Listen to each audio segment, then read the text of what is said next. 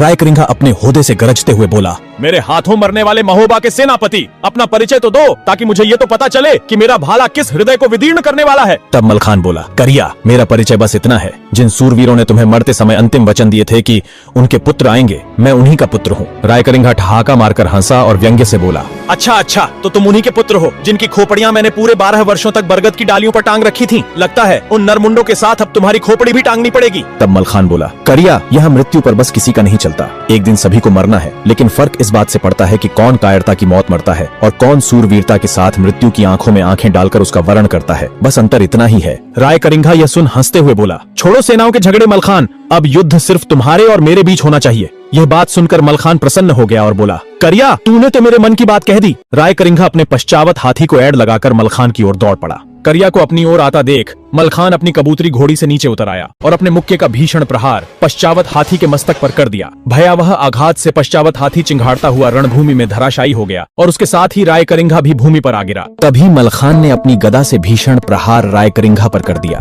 रायकरिंगा ने मलखान के वार से बचने के लिए अपनी ढाल आगे कर दी, लेकिन मलखान की गदा के प्रचंड प्रहार से करिया की ढाल फाट गई, गेंडे वाली। रायकरिंगा घायल हो चुका था। अपनी मृत्यु को सामने आता देख करिया रणभूमि छोड़कर भाग खड़ा हुआ। सेना में हाहाकार मच गया। मांडवगढ़ की सेना रणभूमि छोड़कर अपनी जान बचाकर भागने लगी। तभी मलखान ने गरजते हुए कहा, कायर, युद्ध भूमि में पीठ दिखाने वाले को क्षत्रिय नहीं कहा जाता। तभी सूरज ने युद्ध की कमान अपने हाथों में ले ली। रणभूमि में अद्भुत शौर्य का परिचय देते हुए सूरज ने महोबा की सेना को आगे बढ़ने नहीं दिया। दिन ढल चुका था। पहले दिन का युद्ध समाप्त हो गया। दोनों ओर की सेनाएं अपने अपने शिविरों की ओर लौटने लगी। कुछ घायल, कुछ थके हुए और कुछ अपने साथियों को खोने के दर्द में डूबी हुई। रणभूमि पर बिखरी लाशें, छटकी हुई ढालें, कटे हुए अंग और रक्त से सनी धरती, यह सब उस भीषण संग्राम की गवाही दे रहे थे।